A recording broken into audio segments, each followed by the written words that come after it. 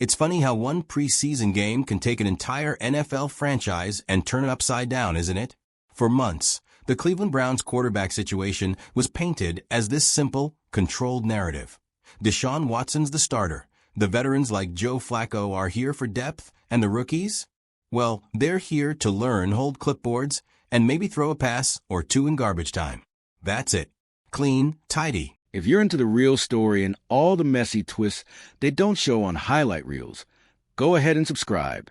And if you're sticking around to see how this Browns QB chaos plays out, you should definitely be subscribed. Predictable. And then Shedeur Sanders walked into the stadium, laced up for his first NFL preseason action, and burned that nice, neat little script to the ground. Let's get one thing out of the way right now. Andrew Berry is loving this. The Browns GM took a lot of heat for drafting Sanders in the 5th round. People were calling it a PR pick because of his name. Some scouts whispered that Berry had wasted a draft spot on a developmental quarterback when the Browns had more urgent needs. Even inside the building, the pick wasn't exactly celebrated.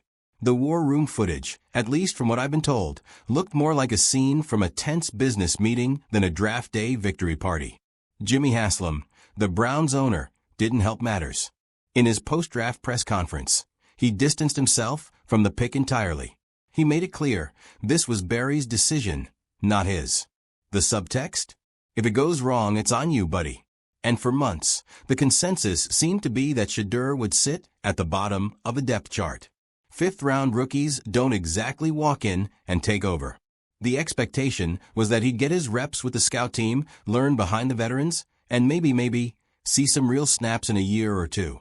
Then came that debut. If you didn't know the number on his back, you'd have thought he was a third-year starter in mid-season form. Poise? Check. Command of the huddle? Check. Decision-making? Absolutely. This wasn't some jittery rookie forcing throws or panicking under pressure. Sanders looked like he'd been playing NFL football for years. 2 touchdowns. No interceptions. A passer rating north of 106.8. Those aren't just good rookie preseason numbers. They're the kind of numbers that make coaches start double-checking their depth chart and wondering if they've underestimated someone. And here's where things get really interesting. Kevin Stefanski's reaction. Now, if you were expecting the head coach to come out and say, "Wow, Shedeur really impressed us tonight. We're excited about what this means for the quarterback room," think again. Stefanski played it cautious, very cautious. His post-game comments were the classic coach speak. He did some good things. There's still plenty to clean up. We'll look at the tape. Translation: I'm not taking the bait. I'm not about to ignite a quarterback controversy in August. But here's the thing. When a coach avoids praising a player too much, it can mean one of two things. Either he truly thinks it was just a nice moment and nothing more, or he's feeling a little heat from upstairs and doesn't want to publicly admit that the depth chart might not be as locked in as he's been saying all offseason. For Andrew Berry, though, this is vindication. He's the one who rolled the dice on Sanders when the draft board said there were safer picks. He's the one who saw something beyond the raw stats and hype. He looked at Sanders' college tape, his ability to read defenses, his clean mechanics, his avoidance of turnovers, and thought, that's a pro quarterback in the making. And Berry wasn't just thinking about the field. Shedeur has marketability, leadership presence, and a media savvy that most rookies simply don't. In a league where branding and player visibility are becoming almost as valuable as on-field production, that's a big deal. The internal tension now? Oh, it's real. Stefanski has been publicly committed to his veteran starters. He's built his entire preseason game plan around Watson, Flacco, and rookie Dillon Gabriel as the next-up guys. Sanders was supposed to be in the development lane. But when the kid starts outplaying your backup plan in live action, you have to ask yourself, are you coaching to win, or are you coaching to stick to the plan? And the whispers around Berea are that a few players, key players, are already leaning toward the rookie. Not because they dislike Watson or Flacco, but because they see how Sanders plays.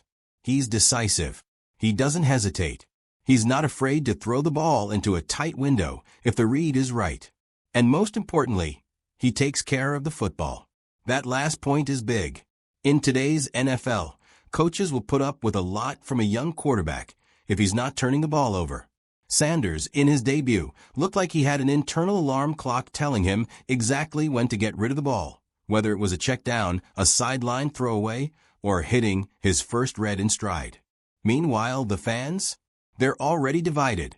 On one hand, you've got the don't overreact to preseason crowd, people who think this was just a nice night against backups and vanilla defensive schemes.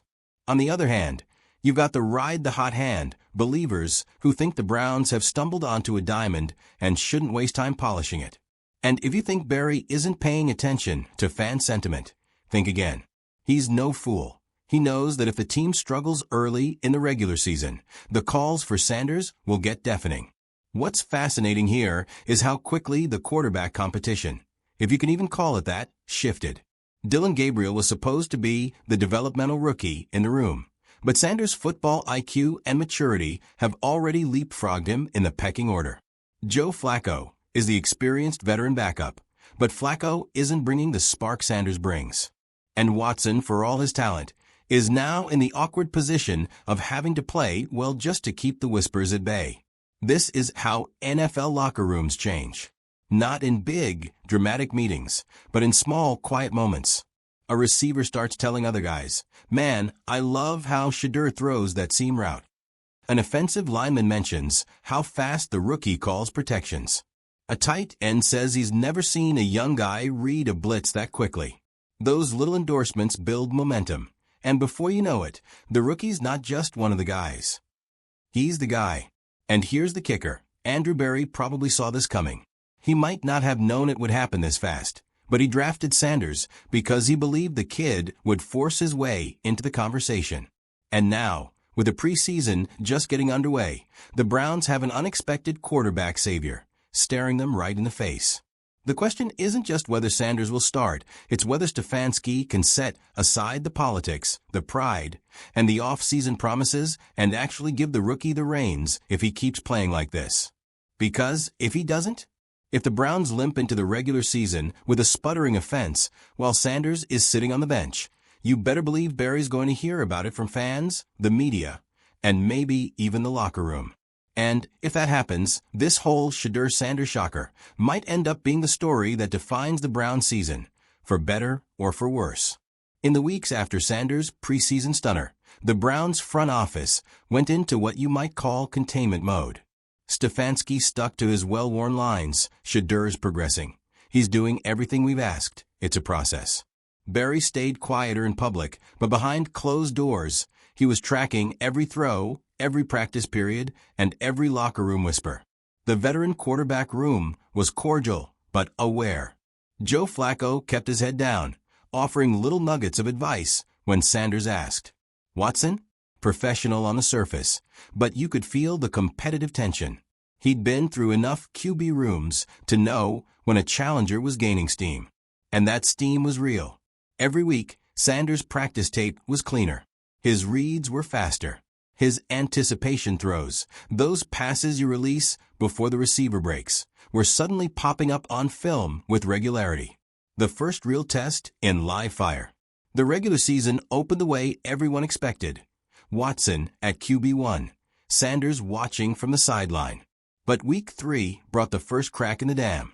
It was a road game against the Titans, and Cleveland's offense was sputtering, 3 drives, 3 punts.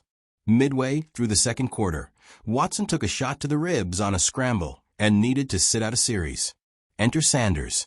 On his first snap, he took a shotgun snap, looked off the safety, and dropped a 22-yard dime to Amari Cooper on an in-breaking route. The next play? Play action to Chubb, roll right, flick to Njoku for another 15. He marched them to the red zone in under 2 minutes. The drive stalled at the 12-yard line, but Sanders had just turned a lifeless offense into a live wire. The Browns lost that game by a field goal, but the Monday morning chatter wasn't about the loss. It was about the rookie, who seemed to see the field like it was slowed down for him. Barry's subtle power move. 2 weeks later, Barry made his first move that told everyone he wasn't treating Sanders as just the backup. Without any big announcement, he quietly had the offensive staff add a Sanders package into the weekly game plan. It wasn't trick plays. It was a small set of concepts built around his strengths. Quick game reads, RPO looks, deep sideline shots, and those rollouts where he could threaten to run. The message to the coaching staff was clear. Sanders is not here to collect dust.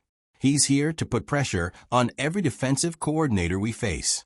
The shift in the locker room. Here's where things got interesting. As the season rolled into mid-October, more players started voluntarily staying after practice with Sanders. Receivers would run extra red zone reps. Linemen would go over protection calls. A few defensive backs even pulled him aside to talk about disguising coverages, because they wanted to help him see everything before it happened. When you see that kind of cross-unit investment in a rookie, that's not just respect, that's belief. The breaking point game. Week 9, at home against the Ravens. Division rivalry. Playoff implications. The offense starts flat. Watson throws 2 picks in the first half, and Cleveland's down 17-6 at the break. Barry, sitting up in the GM box, knows exactly what's about to happen. He's been waiting for the moment when Stefanski's hand would be forced. And sure enough, as the team comes out for the second half, Sanders is in the huddle. The stadium doesn't just cheer, it erupts. The rookie leads a touchdown drive on his first series, capped by a gorgeous 34-yard strike to Peoples-Jones down the sideline. He follows that up with a 10-play march that ends in a Nick Chubb plunge. Suddenly, it's 20-17 Browns, and the momentum has swung so hard the Ravens can't find their footing. Cleveland wins 27-23. And in the post-game locker room, Sanders gets the game ball. Watson claps along, but the cameras catch his eyes. He knows this isn't temporary anymore. Stefanski's dilemma. This is the part where the head coach's job gets really tricky. Publicly, he says they'll evaluate everything this week. Privately, he's getting calls from Barry, Haslam, and even position coaches who are telling him, you can't take the kid out now. Coaches don't like changing quarterbacks mid-season unless they have to. It's an admission that your preseason plan was wrong. But Sanders' Ravens' performance was the kind you can't bury on the bench without looking like you're coaching scared. Barry's victory lap, sort of. Andrew Barry doesn't go on national TV and say, I told you so. That's not his style. But he doesn't have to. Every talking head in the country is doing it for him. 5th-round pick is the best quarterback in Cleveland right now. Barry looks like a genius. This could be the steal of the decade. Barry just sits back and watches the tide turn. But make no mistake, he's keeping score. Every snap Sanders takes is another receipt filed away for the day he has to defend his roster-building philosophy. The brand boom. As Sanders becomes the starter, his profile explodes. Jersey sales go through the roof. National outlets start requesting sit-down interviews. Even rival players are talking about how cool it is to see a young quarterback play with that kind of swagger. The Browns' marketing team pivots fast.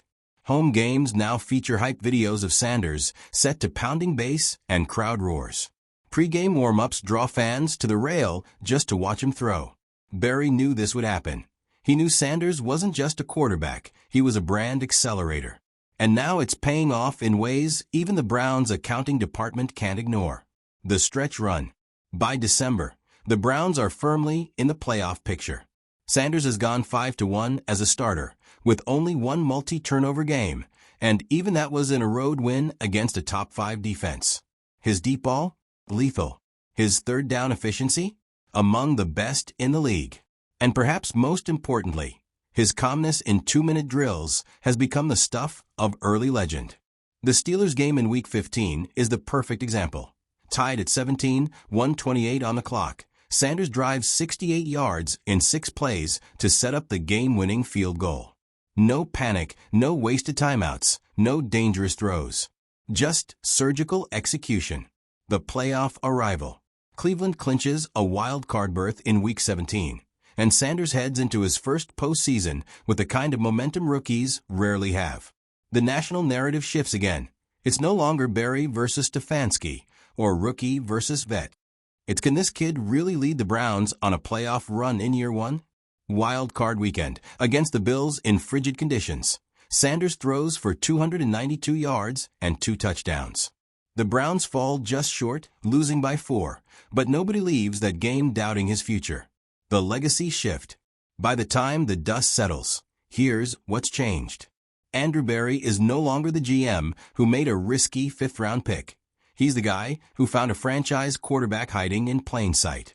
Kevin Stefanski, whether he admits it or not, owes a chunk of his job security to that mid-season decision to hand Sanders the ball. Jimmy Haslam? Suddenly, he's more than happy to claim the Sanders pick as an organizational win. Funny how that works. And Shedeur?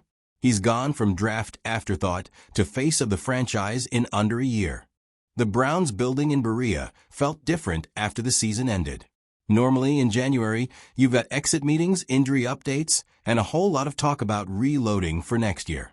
But this time, every single conversation, whether it was with players, staff, or marketing people, kept coming back to the same question. So what's the plan with Shedeur? Andrew Berry, now walking through the halls like a man holding the winning lottery ticket, didn't rush to answer that question publicly. But privately, the tone had changed. Stefanski was no longer talking about developing Sanders. He was talking about maximizing him. That's a very different conversation. The Stefanski-Berry dynamic evolves. Remember how cautious Stefanski was after Sanders' debut? How he avoided saying too much. Yeah, those days were gone. He couldn't avoid it now. Not after Sanders won over the locker room and half the fan base. And credit where it's due, Stefanski adapted. He started sitting in on Sanders' film review sessions, asking the rookies' input on route concepts and protections. There's this one story from early in the offseason where Stefanski brings in a play design for the red zone, and Sanders looks at it, pauses, and says, "I like it. But if the safety rotates pre-snap, the post corner's dead. Can we build in a backside drag as my hot read?" Stefanski didn't just say yes. He walked out of that meeting telling his staff, "This kid's got it." The locker room votes with their feet. It wasn't formal, but if you walked into the practice facility, you could see who the guys were gravitating toward. Amari Cooper, catching extra passes with Sanders after every session. David Njoku, in the QB room, breaking down coverage shells with him. Even Myles Garrett, was spotted watching Sanders throw in the bubble after practice, saying to a coach, "Man, if he plays like this, we're never out of the game." The veterans had bought in. And when veterans buy in, the rest of the team follows. Berry's victory lap becomes reality. Andrew Berry never bragged. But oh, he enjoyed this. Remember, Jimmy Haslam distanced himself from the Sanders pick on draft day, publicly threw Berry under the bus in case it flopped. Now Haslam's dropping Sanders' name in interviews like he was in the war room pounding the table for him. Berry's smart enough not to call that out, but everyone in the building knows the truth. This was his pick, his risk, his win. The contract whisper campaign. And then there was the business side. You don't just accidentally get a $250 million extension talk swirling in your rookie year. That's rarefied air. By spring, the whispers had started. Equity clauses, brand deals tied into roster bonuses, language that gave Sanders not just player power, but organizational influence. And the more his jersey sales exploded, the louder those whispers got. Berry knew the clock was ticking, because the NFL has a way of catching up fast.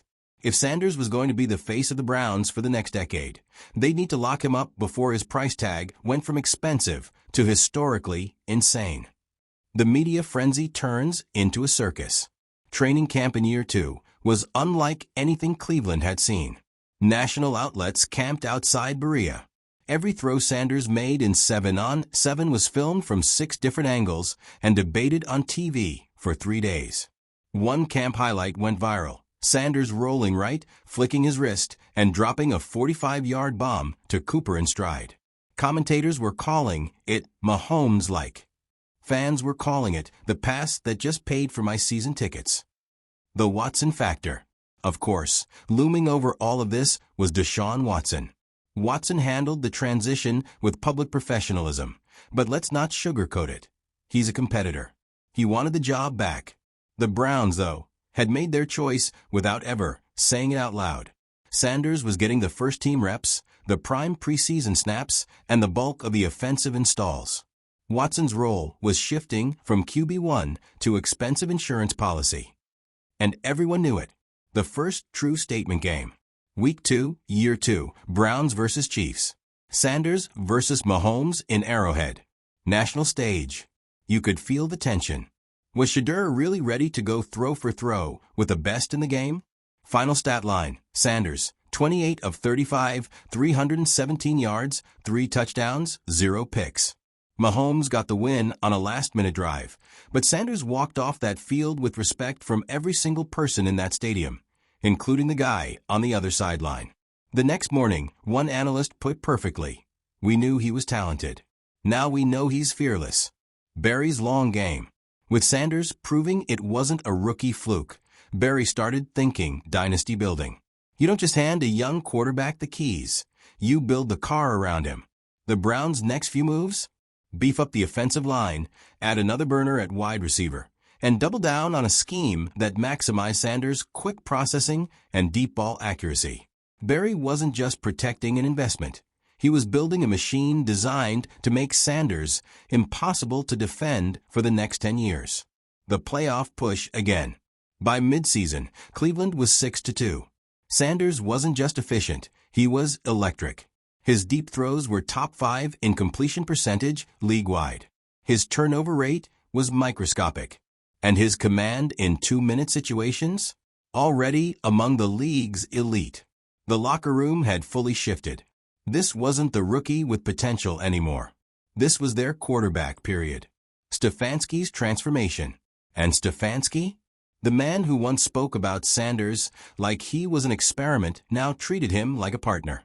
They'd meet in Stefanski's office on Tuesdays, no staff, no assistants, just the two of them drawing plays on whiteboards and talking game flow.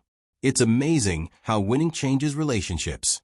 Stefanski went from cautiously protecting the depth chart to designing the offense around Sanders' vision. The Browns become must-see TV. For the first time in forever, Cleveland wasn't just relevant, they were fun. National TV wanted them. Primetime slots weren't dreaded, they were circled in red. And every broadcast opened with the same thing. Shedeur Sanders' smile, that calm swagger, and the reminder that he'd been a 5th-round pick just a year before. The playoff redemption. This time, when January rolled around, the Browns weren't sneaking into the playoffs, they were a threat. And in the wild card round, Sanders got his first postseason win against the Chargers, outdueling Justin Herbert with a late fourth-quarter drive that ended in a perfect back-shoulder strike to Njoku. The city exploded. The new reality. By the end of year 2, Shedeur Sanders wasn't just Andrew Barry's best draft pick. He was the foundation of the franchise. And that internal tension that once simmered between Barry and Stefanski? Gone.